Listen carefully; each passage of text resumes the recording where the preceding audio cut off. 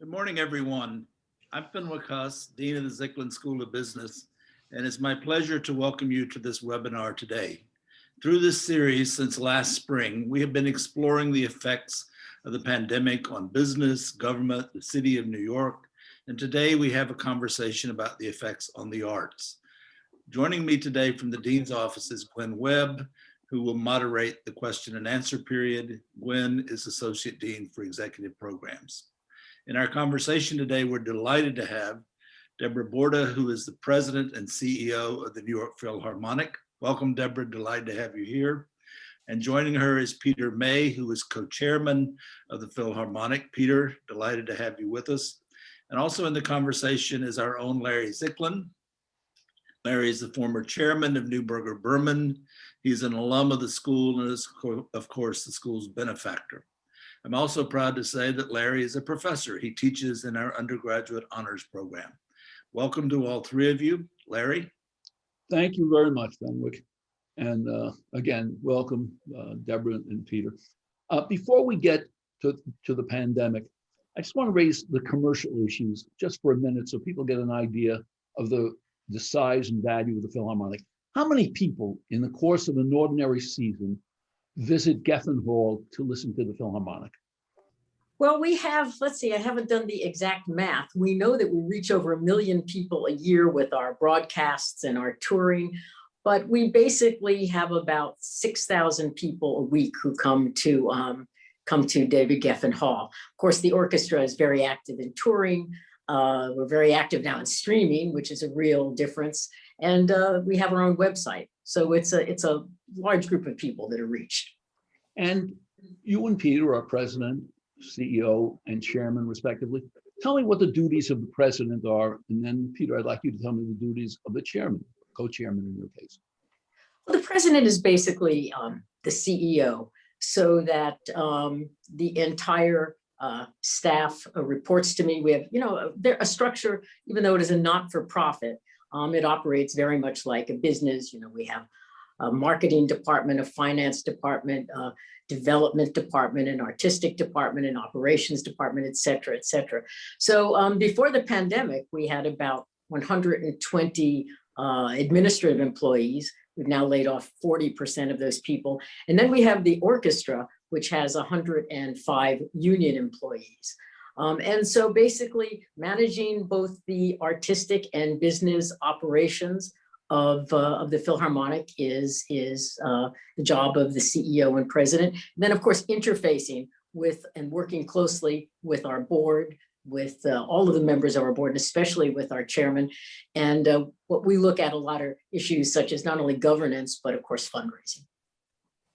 And Peter? And yeah, looking at it from the board's perspective, so this year, in the last couple of years, we've created a co-chairman role rather than a single chairman, which in the not-for-profit world is becoming more and more common because the requirements of board leadership continue to get more varied, and particularly in the case of the Philharmonic, because right now we're in the middle of rebuilding David Geffen Hall, which is an enormous $550 million project, which we're doing in partnership with Lincoln Center, who actually owns the building. So I've been spending a great deal of my time on that project together with Deborah and the management team of Lincoln Center and the chairman of Lincoln Center as well.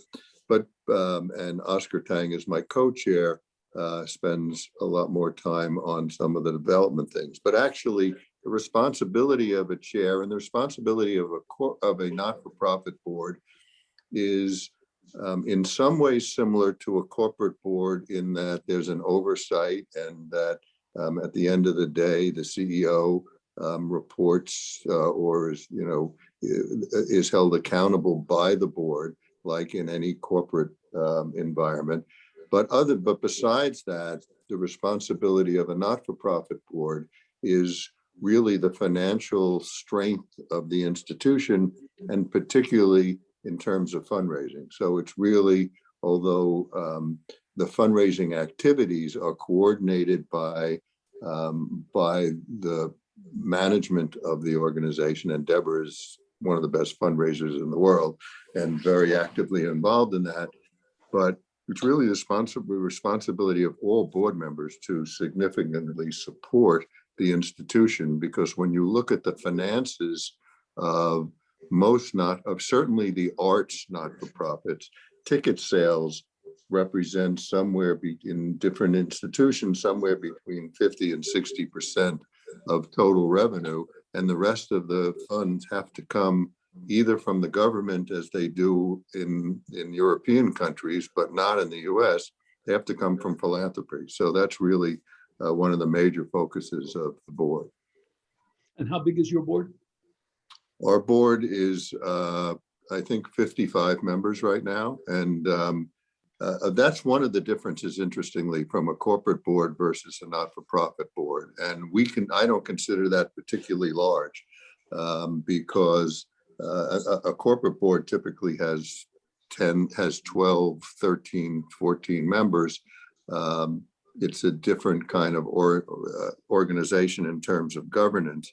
But a not-for-profit board, again, as I said, where you need board members to be philanthropic, the bigger the board, the more opportunity you have for getting significant contributions.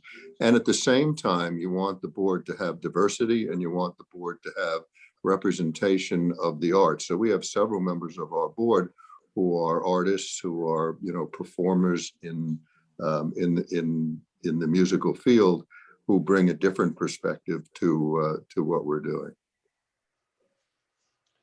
There's not the same management of an organization that a corporate board has. The responsibilities seem to be somewhat different from a corporate board. They are, except at the end of the day, it's the board that hires the CEO. And the board also, a good not-for-profit board has to get involved in the strategy of the institution. So, to me, those two functions are identical to a corporate board. But then a corporate board gets more involved in day-to-day, financial results and M&A and, the kinds of things that are not really relevant to not-for-profit. So Deborah, I want to raise this issue with you. Somebody retires from the Philharmonic, one of the players retires. How is a new player selected? Well, we have a very complex audition system. It is completely outlined in our labor agreement with the orchestra. It is not unlike other hiring processes, but basically when we have an opening at the Philharmonic, we can have for a single opening, up to 400 applications. So a committee from the orchestra sits and goes through every resume and thinks about, and by the way, resumes are now taped resumes. You not only send, I went to the Juilliard School or I went to the Eastman School of Music, you also send a video of your playing, and they go through this and they decide from that who will be invited to the auditions. And we can invite up to 100 people to an audition. And then the auditions they take place, by the way, behind a screen.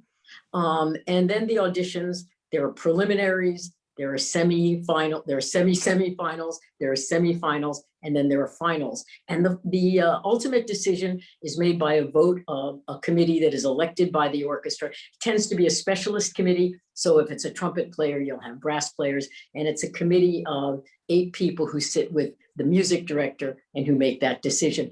Once the decision is made, and if the person accepts the job, there is a tenure process as well that they go into. And what does tenure mean on an orchestra? I know what it means in the university. Tenure is not unlike what happens at a university, except it's a little bit easier to get. You don't have to publish. Our tenure track, and this is the same at all the major orchestras in the United States, is 2 years. So you are reviewed at the end of your first year about how you're playing, and then you're reviewed again at the end of the second year.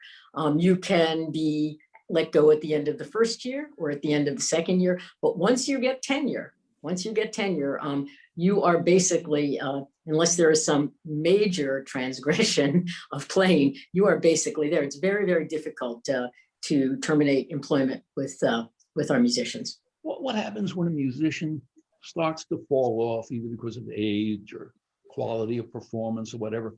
how do you rid yourself of that musician? Well, what we tried to do is to be humane about it. Hopefully, many people, of course, there's no official retirement age. Hopefully, many people realize, my skills aren't what they were, and I've got to think about this. And we will sit down with them, with the music director, or I'll sit down with them and ask them what they're thinking about, what their plans are for their horizon, and work through things. And eventually, in a humane way, we can work through it. If that doesn't happen, and sometimes that doesn't work, there's a very specific termination procedure, and we put that into place, and often just starting that, or sometimes we'll move the person to decide, okay, let's make a deal. I'll go in 2 years if we agree now. So it's like, it's a negotiation. And at the Phil, it's pure quality of performance that determines whether you join the Philharmonic or not. That is what the musicians will tell you. Absolutely. They will they will cast their vote for the person who they feel through the course of the auditions has demonstrated the very highest artistic level. Okay, so we have some sense of what the business side of the Phil is. I want to take you now to the pandemic. When is the first time you start to think about the pandemic and the orchestra? Actually, and your season. so it was ironic that Deborah and I were together at the last performance at what now is seen in what we now know was the last performance before the pandemic a year ago on March 9th, correct? 10th. March 10th. We were sitting in the box, the Philharmonic box. It was a sold out concert, and we looked down at the audience and realized that about a third of the people, even though they had purchased tickets, were not there.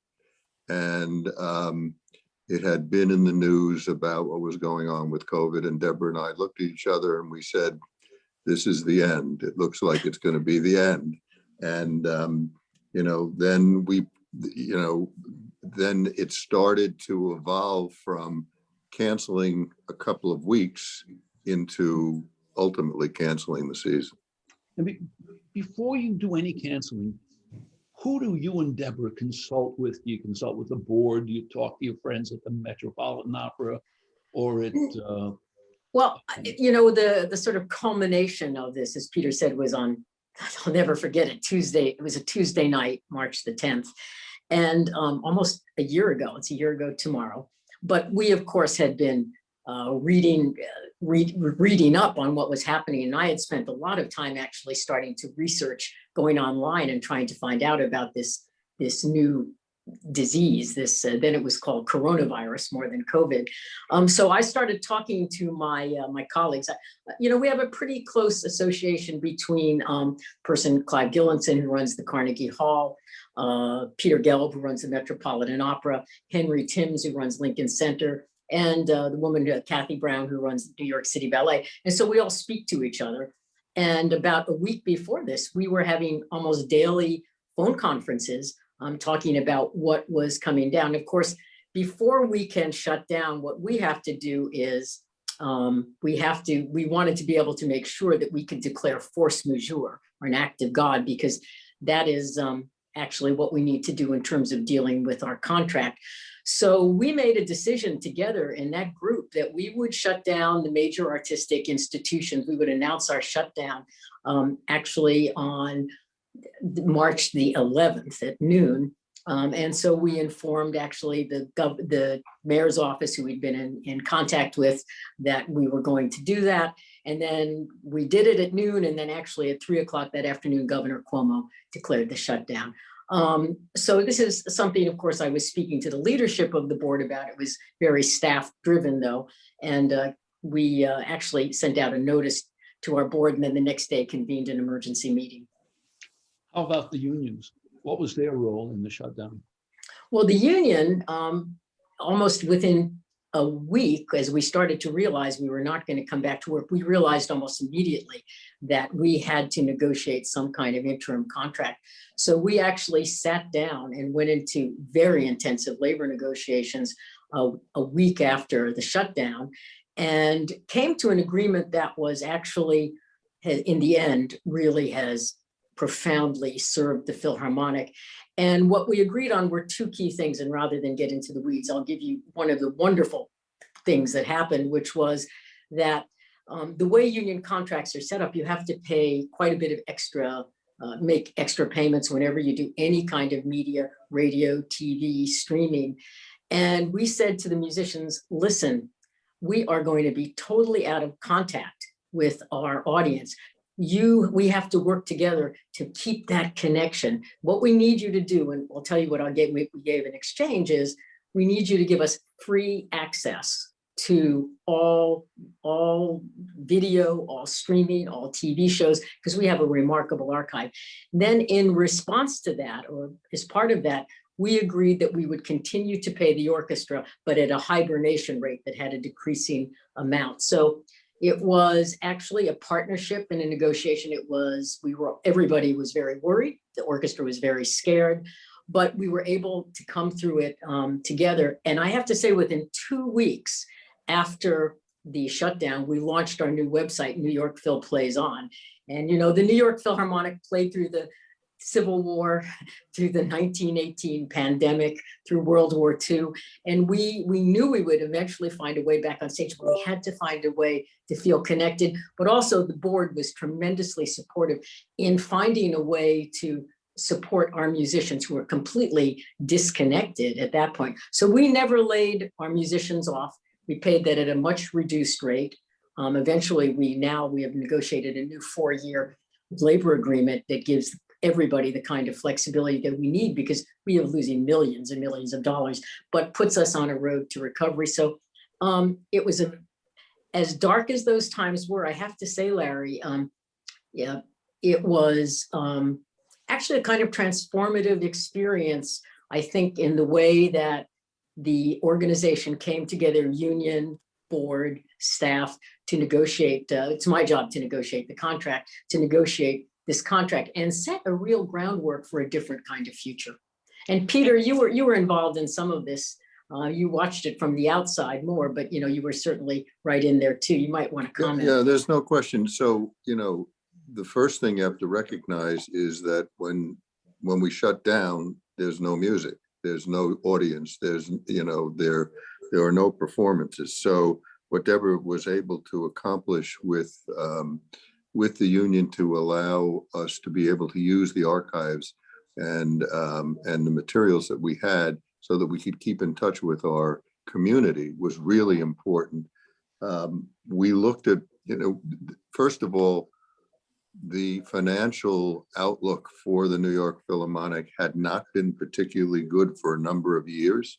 One of the things that Oscar Tang and I have been focusing on when we came into our roles as chairs, as co-chairs, which was 2 years, I guess it's almost 3 years ago now, was that the institution had been running significant deficits for many years, and those deficits had not been addressed. And the first thing we did, together with the previous chair, Oscar Schaefer, was to address and use the opportunity of our new music director, Jaap van Schweden, who came in and Deborah created, and Deborah had just joined us, and we created a launch fund, which was ostensibly to launch Jaap from a PR point of view, but was really to support the deficits that we were operating. We were operating on $7, $8, $9 million a year deficits, and they were being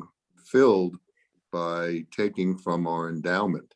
And our endowment, which when Deborah, you should know that Deborah was the CEO of the New York Philharmonic 20 years ago, and then left to become the CEO of the Los Angeles Philharmonic, where she did an amazing job and built Disney Hall and hired Gustav Dudamel.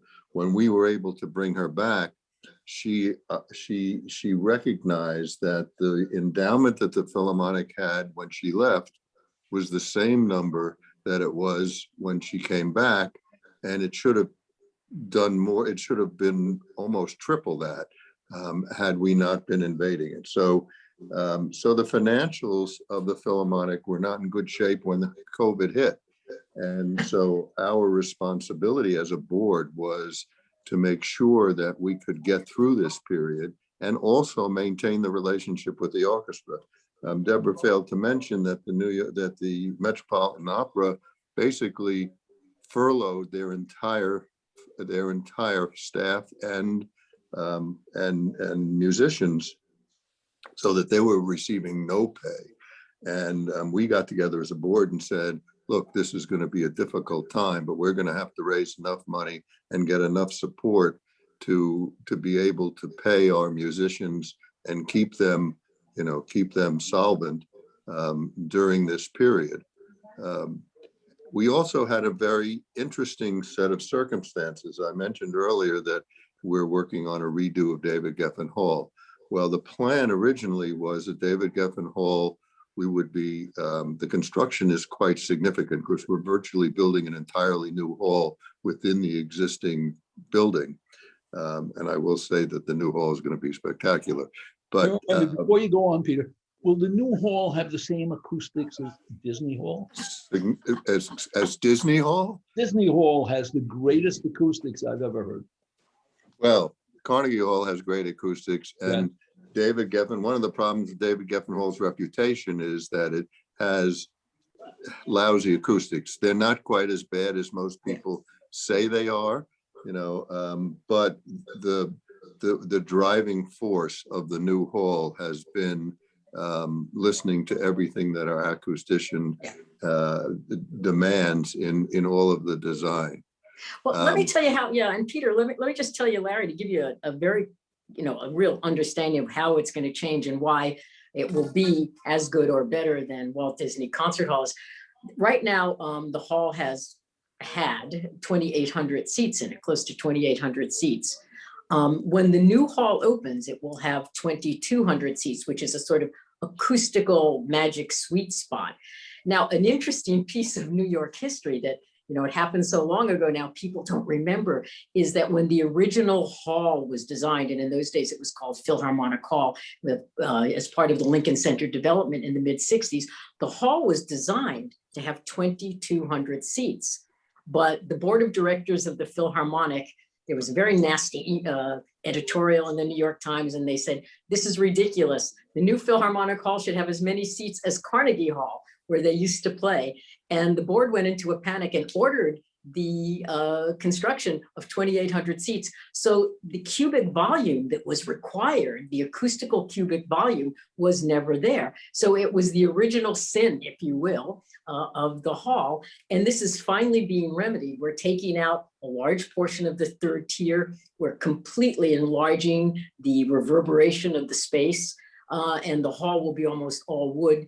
And we can do now all kinds of very technical tests, which show us that we're going to have one of the great halls in the world. But I think just one point is, think about what it's like when you take 600 seats out, you take out the proscenium stage, and it's going to be one hall sort of wraparound. You're going to have a very different experience.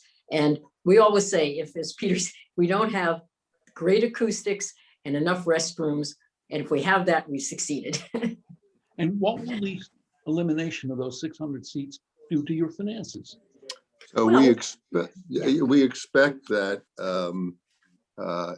first of all, we haven't raised ticket prices in a long time because for a whole host of reasons, partially just not taking advantage of opportunities. But our expectation is that, number one, the hall will, because it's going to be such a dynamic change, that number one, it's going to run at full occupancy, which it hadn't with the 2,800 seats. And number two, we'll have an opportunity to raise ticket prices. And number three, we're going to have an opportunity, because of the design of the hall, to have significantly greater revenue coming in from other events that can be done. Some of the space that's being expanded is the promenade, where galas are held. The lobby is going to be much more dramatic. There's going to be a fabulous restaurant, and patrons lounge, and a lot of other facilities that are going to be available within the hall that should generate additional income. So our view is that once the hall is open, the financial impact of the hall, which today, because had been in such repair, was costing a lot of money in terms of maintenance, will be a significant reversal in terms of generating income in spite of the fact that there are less seats. Yeah, and we've done all sorts of marketing and income models on this. And I have to say, when I was working in Los Angeles and we moved from the Dorothy Chandler Pavilion into Walt Disney Concert Hall, the Dorothy Chandler had 3,000 seats in it, and we moved to a 2,200 seat hall. And the finances actually in the long run really improved. And they had also faced the thing, sometimes when organizations aren't doing well, they don't make the kind of incremental 2% annual or 3% annual or even ticket increases that they need to make just to keep even just slightly even behind inflation. And so we unfortunately, for a whole variety of reasons, that didn't happen for a number of years. And so now we'll be making readjustments as we go. But I can tell you it's going to be the hottest ticket in New York. Well, the Philharmonic is really a bargain relative to the Metropolitan Opera or to the Broadway Theater, or frankly, to Yankee games. Yeah, it's about 1/3 the price. And there are always, at every concert, of course, we also make sure that there are tickets that are available, for $10 or $15. A lot of students are there. But yeah, there's a lot of room to deal with this in a way that I think is going to be equitable but keep the Philharmonic healthy. Okay, I want to go back to the pandemic for a minute. This cataclysmic event occurs. You make all kinds of changes to accommodate. Tell me what your relationships now with the musicians, the unions are post this event, a year into this event. Are they better or worse? Have they cemented the relationships? Are there more antagonisms? What's happening? It is a very different world that we exist in now. I mean, think of where the musicians were at, over the past months. Would we continue to pay them? They looked at what was happening at the Metropolitan Opera. When could they come back to work? But also there was a profound emotional component, which is think of these people who spent their entire life learning their instruments, and the way they perform is to come together in a group and perform. They were completely unmoored. They were in their homes, all over New York and New Jersey, unable to come together. And so, knowing that and knowing of all the financial issues that there were and the contractual issues, it was a very difficult time for them. And what we found during that time was, if we could be even more communicative and even more, we weren't, as transparent beyond what, I might have been comfortable about as a CEO in the past, that was going to bring us, to a different kind of place. So we started having, almost, every week Zoom calls with the entire orchestra. And the orchestra started to then respond. They came together. I don't know if you saw it on New York Phil Plays On, but the entire orchestra early on in the pandemic, actually, we engineered a way that they all played Ravel's Bolero from their home, and they came their homes all over the tri-state area. And more than 3 million people watched that Bolero, and it was dedicated to our healthcare workers. So as we worked through this together, and as we've now worked to a new 4-year concert and a new 4-year contract with the orchestra, I think we're in a very different place. So I'm feeling very positive about it. Will I say that the orchestra is still worried and concerned about what's going to happen? You bet, but all of us are. But when we see, the light at the end of the tunnel, Larry, in terms of vaccines and what that will mean, and we live in a part of the country where I think people are more vaccine friendly. When we see the light at the end of the tunnel with this magnificent state-of-the-art symphony hall that is going to be built, when we see, how we work together with our board and the union and the staff, I think it's a hopeful picture. And we're changed. Things are just different from what they were. Let me add to that, the board historically has never been involved in anything dealing with the union and labor negotiations, except from a consulting point of view, from a committee talking to management, but never directly interacting with the orchestra. This was such a unique time that Deborah suggested, let me take a step back. It was, first of all, the labor contract with the Philharmonic, which is typically a 3-year contract, was expiring this past September. And now you had a situation where the orchestra was not playing. So they were not in a very strong bargaining position to start with. But we wanted to, but we had been paying them, at about a 75% of their normal income while they weren't playing. And they were very concerned about how the contract negotiations were going to go. And Deborah suggested that Oscar Tang and I and our chairman of our finance committee actually meet with the union representative, the committee that represents the union, the members of the orchestra who are on that committee, and really show them that we had a partnership, that we as the board had invested a significant amount of money in terms of funding the payments that were being made to them because there was no revenue, and that we needed them to partner with us in terms of what they were willing to do in this new contract. And the result, was really quite remarkable, so that we ended up with a very good contract. They ended up with an assurance that no matter when we come back to play, they were supported before that. And I think that from the respect that and I hope this is true, the respect that the orchestra has for the board itself, where historically they said, well, we need more pay, let the board give more money. I think now they respect what we've done, and it's much more of a partnership than it ever was. It's funny, Larry, because it's sort of, church and state. There are two areas that, in the many years of doing this, that we don't, we don't involve the board in. We talk to them about it, we inform them, but we manage it. And one is union negotiations, because that is the purview of the CEO and the staff to negotiate the new contract. So I have never in my entire career actually gone to the chairman of the board and said, I want you to come to the table with me, because I think this could be really useful. And so that is just an example of something that happened during the pandemic as a result of it, that I thought differently about it. And of course, the other area that is church and state, just to note it, is in the whole artistic area, because as Peter said, the job of the board is to hire the CEO and to hold the CEO accountable, and then to let us manage the very major and profound dealings of the artistic output, the key central product of the orchestra. You must have a very busy day. In Europe, I've noticed a number of orchestras are playing to small audiences. That's not true in the United States. Could you explain why that's possible in Europe but not in the United States? Well, a couple of things. Basically, we can't afford it.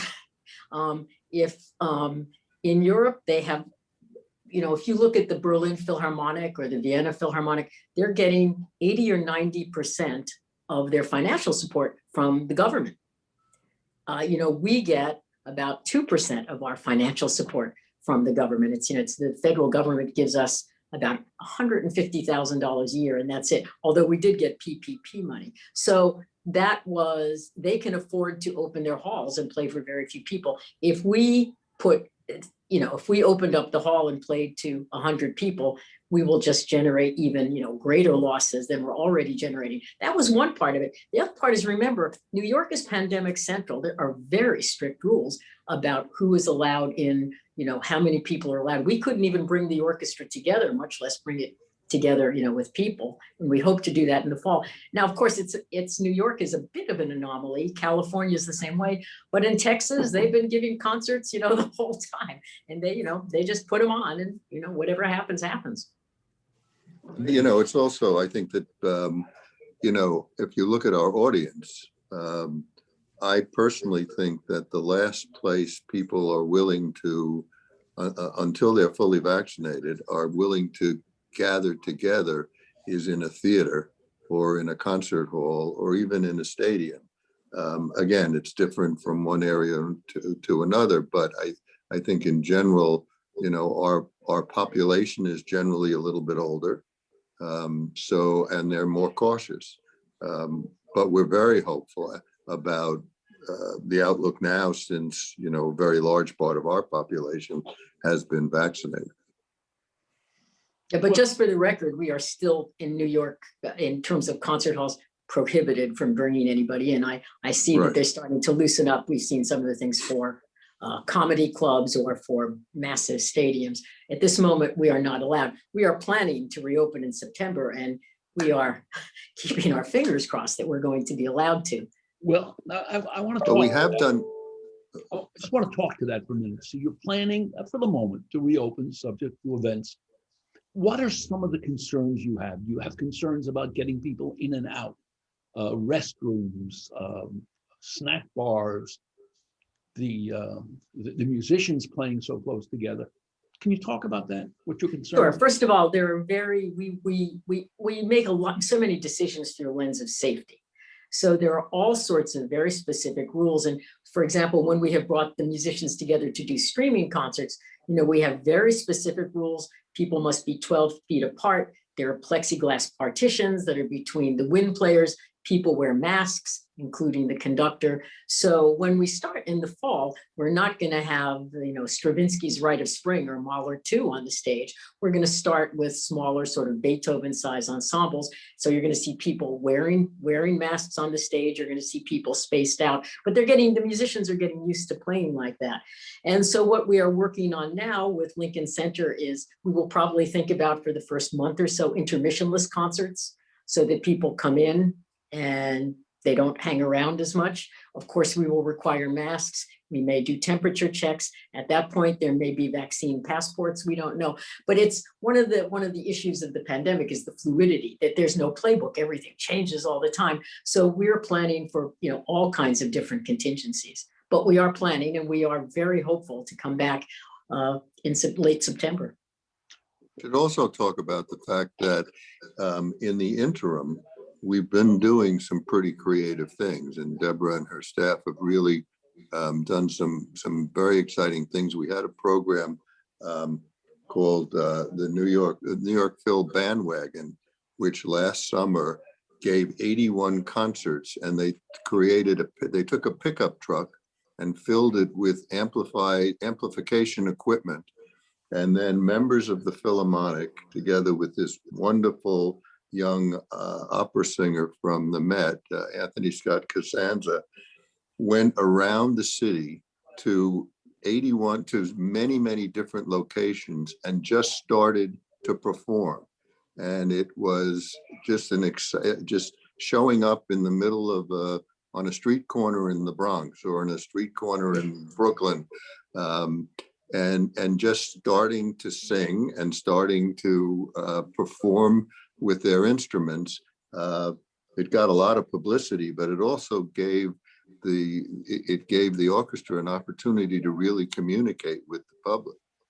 Yeah, it was really fun. We our motto was that, you know, if people couldn't come to the music, we would bring music to the people. So we kitted out this pickup truck in the Philharmonic colors, red, white, and black, and drove it all around the city, as Peter said. And people were sort of shocked by it. It was because they were pop-up concerts. We didn't announce where we were going to be. And it was just so moving to see. People they were sort of dumbfounded by it, and people would sing along. Sometimes people would, because we did a whole variety of different kinds of music, people would dance, people laughed, people cried. It was just wonderful. And our musicians, we could only take up to about 8 at a time. So our musicians they so badly wanted to perform again. So we had a whole sign-up list, and each week, the new bandwagon would go out with a different group of musicians. And it was just great. And we'll bring it back this summer. We will bring it back this summer, because I think we're going to be prohibited from doing our big Parks concerts where we can have 100,000 people in Central Park. So bandwagon returns and roves the city again this summer. That raises the issue. Right now, as we speak, the baseball teams are in spring training. do musicians need spring training before they can start performing concerts in such? Well, I'm hoping they're I mean, there they with haven't all their played free. together. Yeah, It's not yeah. the same Well, as they are playing at playing home. together. No, actually, because about, just we have now started as of, first of all, we hope they're all practicing with all their free time, and I think they are. But the other thing is we have been starting to record and stream. We recorded new pieces for New York Phil Plays On, and we're about to launch a paywall website called New York Phil Plus. So we have brought the orchestra together and done a number of concerts, which people will start to see. So they're working their way back in. I was at the first time they played together, and I have to say, it just sounded great right away. It's the New York Philharmonic. It's not, at the Metropolitan Opera, they have sets and scenery and singers and choruses, but we're, a group of 106 great musicians, and they'll be on their game within moments. Well, that raises a long-term issue. Technology only gets better, and the technology of sound and acoustics gets better. At some point, do you think people will want to go out and visit a concert hall as opposed to hearing the same music on a loudspeaker system at home? Will they be Oh the my same gosh. need? Oh my gosh, Peter goes to concerts, so I'm going to have him, please say something. Yeah, I mean, I think that the excitement of the community, I'm zoomed out. I don't want to see another concert on Zoom. I think people are going to come back. What do you think, Peter? I think it's very interesting, Larry, when you bring that up, because one of the things in designing the new hall, we've spent a lot of time thinking about is technology and the ability to do much more creative things in terms of projection. We've had a series where the Philharmonic plays as we show a movie. We did West Side Story. We do where the score is played by the orchestra as the movie goes on. We did a series of Star Trek. We've done a number of those. And the technology that the new hall will have will allow those kinds of things to be significantly enhanced. The acoustic design allows for amplified concerts where we can have popular stars come in as well. So I think that's one side of it. But I think more important, people are aching to be together. People are aching to be to gather and to just see each other, experience things together. There's no question. I was concerned when we started working on the hall before COVID that our young people who are used to earphones and used to listening to things on their phones and whatever, are they really going to start? Can we attract them to concerts? I don't have that fear anymore because I think people really want to be together. And I also think that the experience of listening together is very different than the experience of listening to something alone. You see, one of the things that's a great part of the design of the new hall is we have what we're calling the parterre tier, where there are a whole host of seats that are going to be behind the orchestra. So you can sit in those seats and actually watch the conductor, and you're practically sitting in among the orchestra players. And I've had the opportunity, a couple times a year, before COVID, we would invite our board members to sit on the stage during rehearsals. And there's nothing more exciting than just really being right next to a musician and hearing what they're doing. And so I'm not at all concerned that people are not, that the generations of people used to technology giving them their input. There's nothing better than being in a live performance.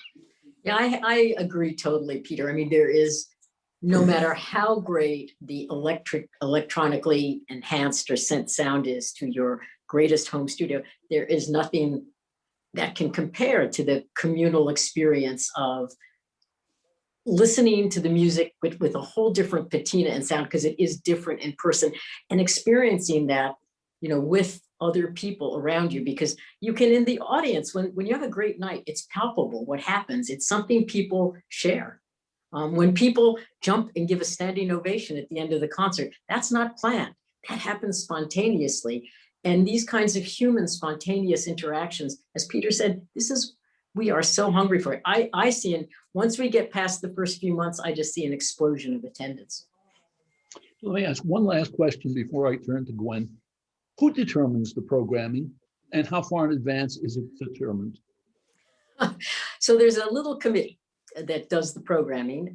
And that is, of course, our music director, Jaap van Zweden, and then myself. I'm a trained musician, and our managing director, Isaac Thompson.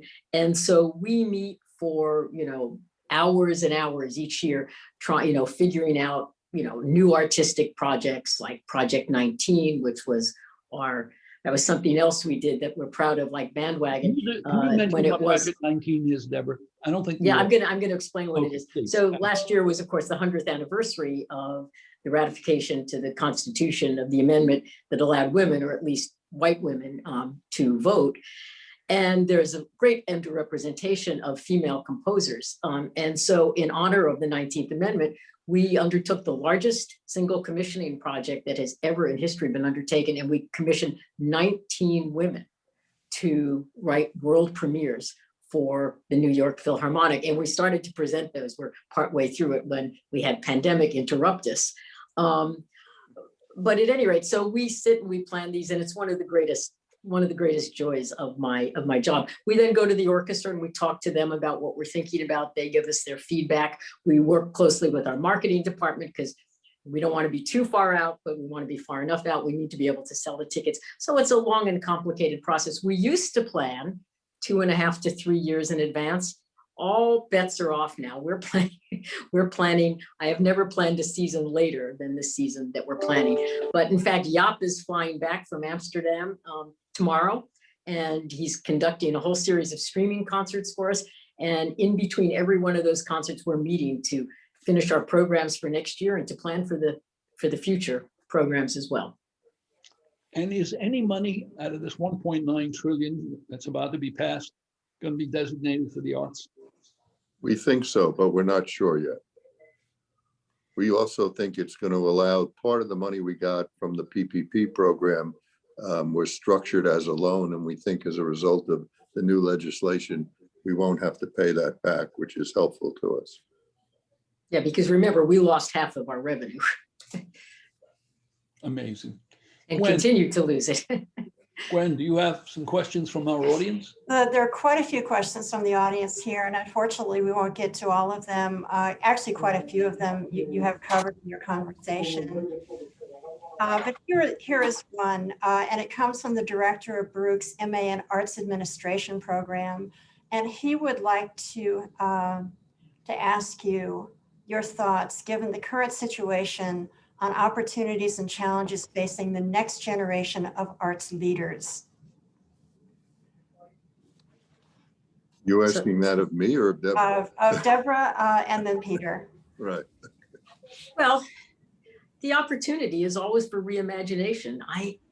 I think, of course, there are opportunities there. There are always opportunities. And in an interesting way right now, things are more wide open, opening to reimagining institutions, institutions being much more open to thinking about diversity, institutions knowing that our old systems, our old subscription system is going to have to change. And it is always going to require people to not only make the music, but to effectively manage the product. And so I think it's actually a very exciting time to go into arts management. I think from a layperson's perspective, it's a very exciting time to think about getting involved as a volunteer, to be a board member, to be a patron, a supporter of the arts, because the arts are going to reinvent themselves. COVID has created, this vacuum that has resulted in an enormous amount of creativity that's going to change the way things are being done. In our case, I started to say earlier that we've had the opportunity, because we've been closed, to accelerate the construction process for David Geffen Hall, which was originally going to open in 2024. And we're hoping that we're going to be able to open it a lot sooner than that. And that, together with a reinvigoration of the city and people wanting to come together, I think is going to be something that a lot of people are going to want to experience in ways they haven't thought about before. Thank you both. Another question is asking, what steps is the Philharmonic taking in the near future, the next few months, to encourage the audience to return when you do reopen? Well, first of all, we've been in direct contact with our audience and our ticket buyers and our patrons throughout this, not only through our website, but also through tremendous amount of calling, mailings. We have an electronic newsletter, but we've also been doing audience surveys to try and find out what is it that will help you to feel more comfortable about returning? When do you think you would return? So we also share that with some of the other major institutions in the city. So based on that, we are putting together, a whole series of protocols.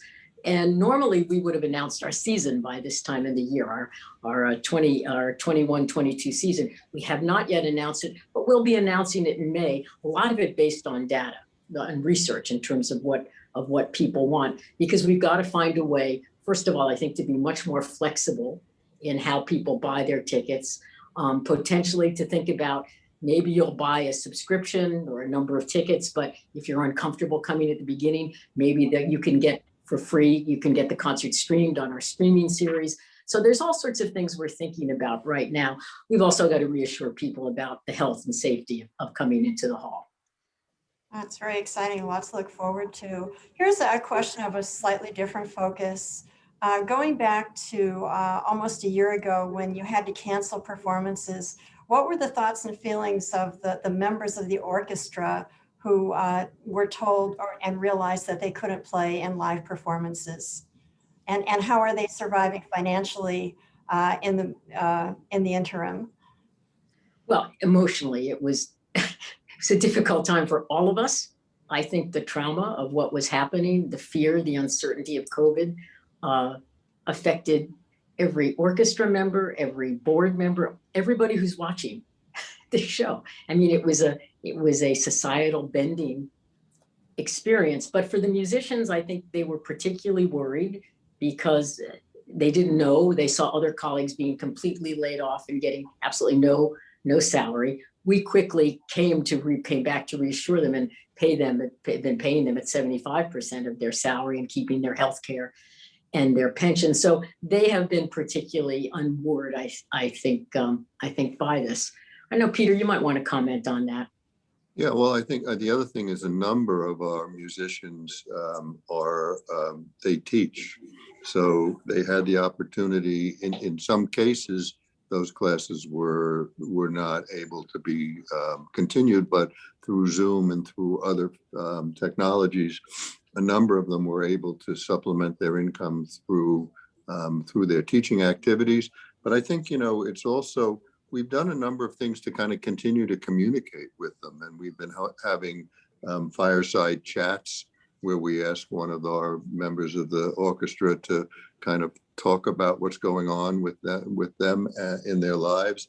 And when we stream that, we were able to maintain our spring gala and our our Lunar New Year gala, which we did virtually, which was able to both generate some contributory revenue, but also have performances that were done by Zoom. So, I think what we've tried to do is just communicate as well as possible.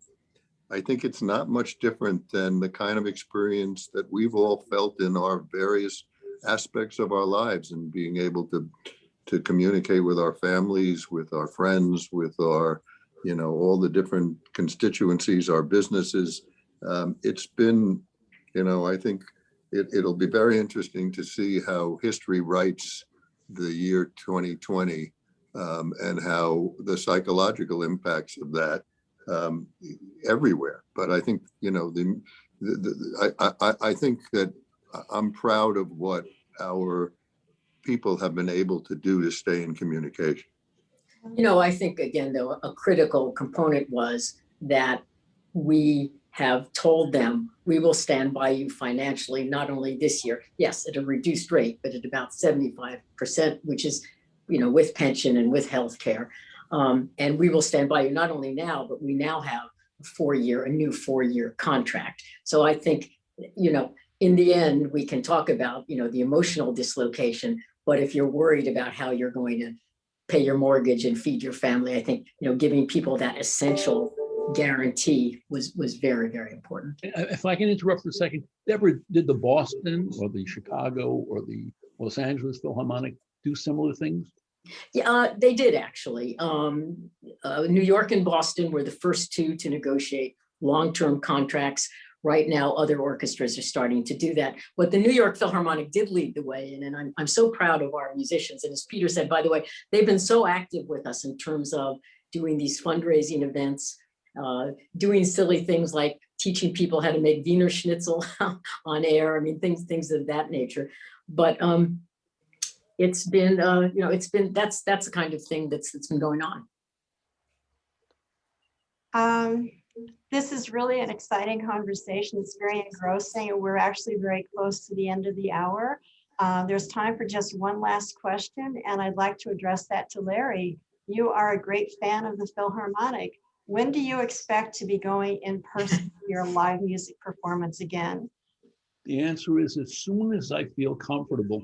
But for me, I must say, entering the hall and listening to the orchestra warm up in this cacophony of sounds, and then the sounds end, and at some point the conductor raises his baton, and this gorgeous music appears in front of you out of the cacophony, is one of the more exciting moments that can't be replicated in any other thing that I participate in. I love hearing that.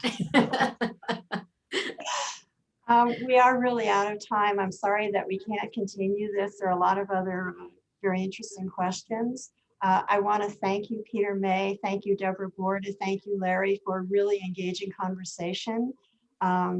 Judging by the number of questions we received in chat, it's probably one of the most engaging that we've had in the series. I'm delighted to announce that next month in our April webinar, we'll feature Guy Kawasaki. He is a personal branding marketing expert and an evangelist in that area.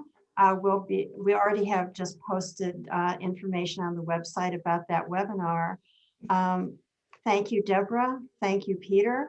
Thank you, Larry, for a very, very engaging and compelling conversation. Pleasure to be with you. It's great. you very Larry, much. thank you, Peter. Gwen. Thanks so Thanks. much. And thank Bye you, to Deborah. everybody. Bye. Bye-bye. Bye to everybody.